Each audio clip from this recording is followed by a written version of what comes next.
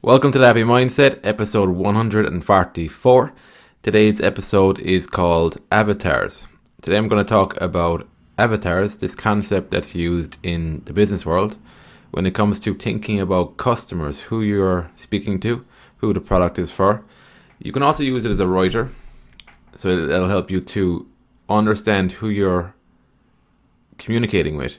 Who's the type of person who's going to pick up your book? What are they looking for? What answers do they need? What direction do they need to be pointed in? So when I started off in the creative process, I didn't have an awareness around avatars. I was writing primarily for myself. I still write primarily for myself. So that's why I'm going to do an episode. That's why I decided to do an episode about avatars today. Because I found it quite confusing over the years. Even when I came across this concept of creating for an avatar, I still struggled with it. It didn't unlock anything massively for me, other than the fact that perhaps what I'm writing, what I'm creating, would be beneficial to a certain type of person. I think up until that point, I felt that it needed to be valuable to every type of person, or most types of people, for it to be something that's of value. I've since realized that you're needing to, if you can impact a certain avatar, a certain demographic of people, that's the best you can hope for, really. Like, you're not going to, because when you really think about it, when you really get into the process itself, in order to write for one person, you can't write for another person. So if you're writing for somebody who is, for example, an introvert, you're not writing for extroverts because it's not the same type of person. So what I found beneficial is that I write for myself. So then by proxy, I'm writing for the types of people that are me, so I don't have to imagine these people. I think that's where I was struggling before. I used to think of these people as separate from me, rather than as I've moved along in the process, I've realized that it's really about uncovering who I am as a person. What are my character traits? What problems have I encountered? What solutions have I found? And so by proxy, that is helping the version of myself that was a year ago, 2 years ago, 5 years ago, 10 years ago. That's the way it's organically evolved for me over time.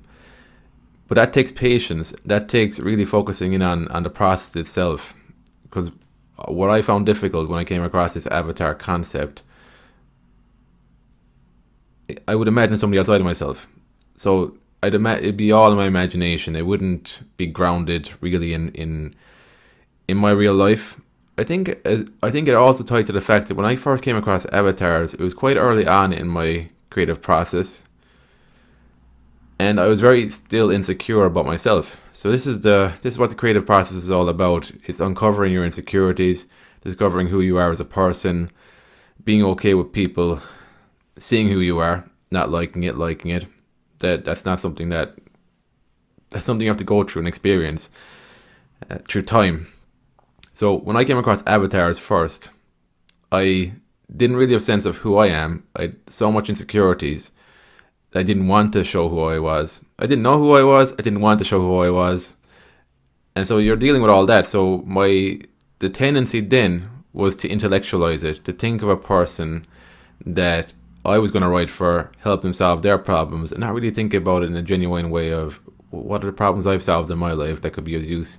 Because oftentimes the problems in my life that I'd solved, there was shame around it. I didn't really want people knowing that I've gone through this problem to begin with. So I wasn't even willing to really talk about it in an honest way. And that's the only way you're really going to help people, is if you talk about your own life in an honest way, the stuff you've really solved, the stuff you're dealing with.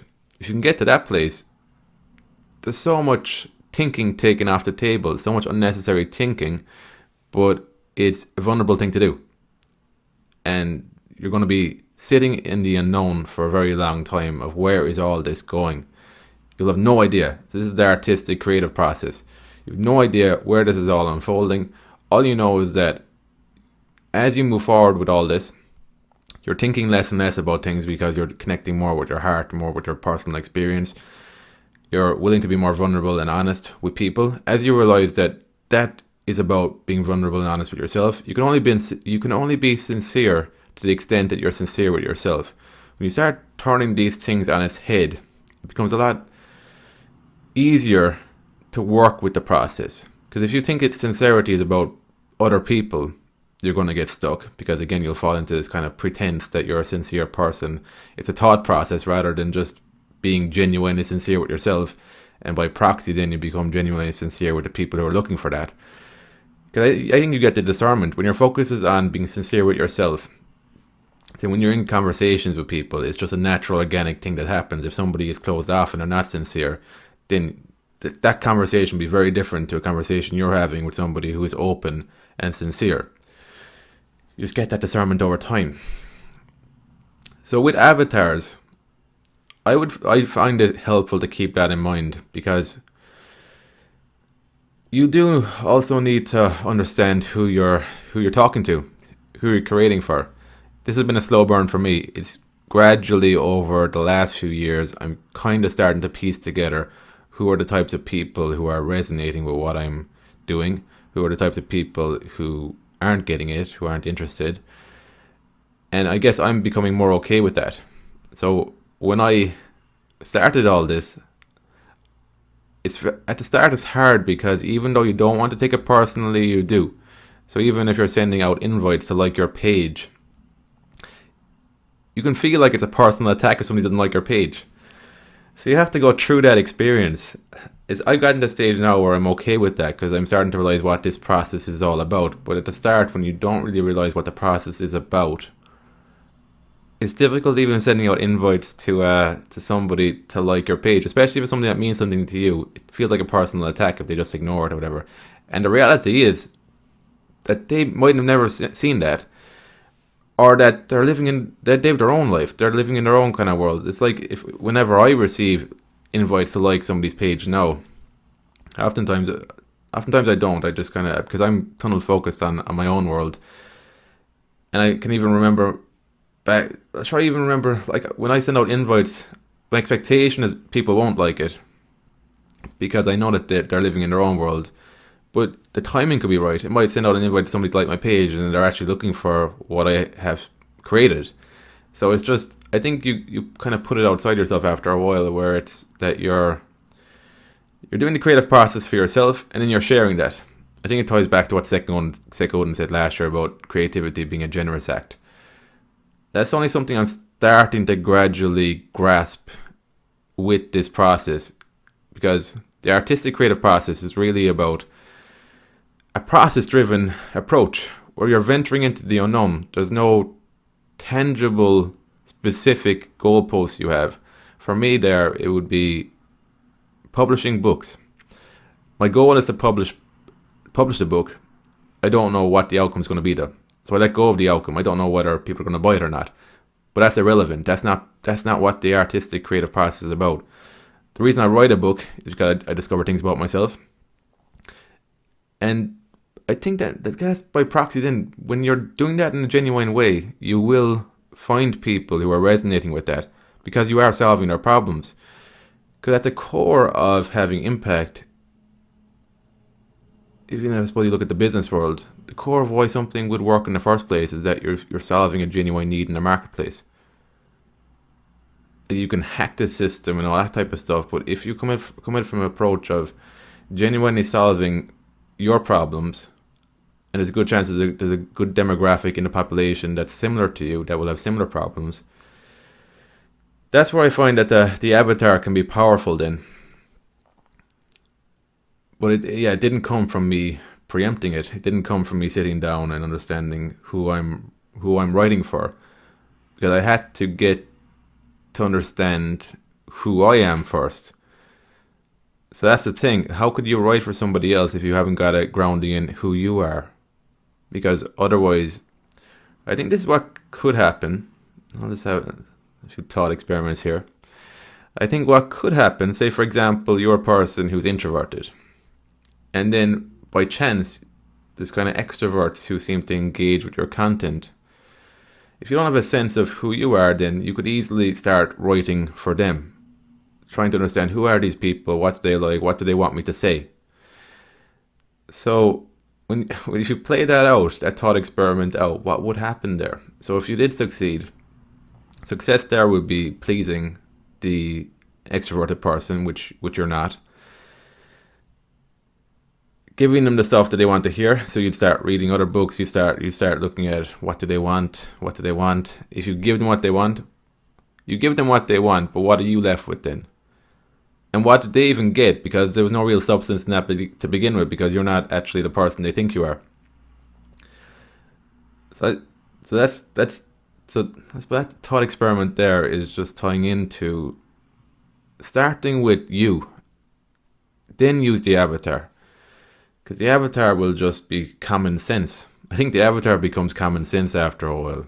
There's no real concoction or grand plan about it. This is purely from a writing stance. I know it's different in the business world and marketing, different other things. I'm not a marketer. I'm a writer, so that's why I'm talking about it as a writer today, because I know it's still important as a writer, because it gets you out of your head. At some stage in your writing process, you also need to come from a place of service, come from a place of generosity, because that's what gets you out of your own head, it gets you out of your own shit, your own self-consciousness. It's that saying, getting out of your own way. That's what I've been learning as a writer and a podcaster. It's not taking things personally, getting out of your own way. So that not taking things personally, that's not something you can tell yourself to stop doing. It's you're feeling it out after a while. You're feeling it out. You start to realize that being of service to the right people feels really good. So even that thing, being of service to people, that's something that would have confused me. It's something I'm working through still right now. That would have massively confused me before, when I was just operating from trying to intellectually understand that.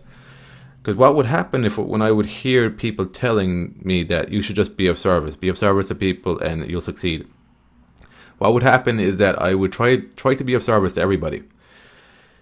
And I'd be of service to the wrong people, and I'd end up becoming a doormat, and it wouldn't feel right. It wouldn't feel good to me. It would go more towards the martyr end of things. That I'd actually end up feeling like a martyr because I'm being of service to the wrong people who are treating me like a doormat. I keep doing that because I feel like that's what being of service is, but that's actually being a martyr. That's not what being of service is all about. How I'm starting to navigate this being of service thing is to not actually think about it. Not think about being of service. Instead, follow the feeling. What would a feeling of being of service feel like? So what would that feel like? Just if you reflect on that. So for me there, for example, a feeling of being of service, for me that would feel like me being my authentic self, voicing my real thoughts and opinions, just expressing my personality. That being of value to other people, that is what being of service would feel like to me. And in my experience, it's a long-term approach you need to take for that. Because what you'll find is that you'll find it difficult to express your personality because you don't know what your real personality is. That's something that continuously evolves over time. It's a feeling you kind of feel out. And then it's also finding the people who actually appreciate that in a genuine sense, where they feel value from you being you. That takes a lot of time and patience. Well, it's taken a lot of time and patience for me anyway. Because it's a lot of people, I don't know, the way my life has been set up, a lot of, not everybody's going to get you, or they won't feel of service. And you won't even get the opportunity to be yourself a lot of times as well. That's what I've noticed in my life. That the opportunity just wouldn't come up. It wouldn't come up where I could actually add value to somebody, because they just weren't looking for what I could give.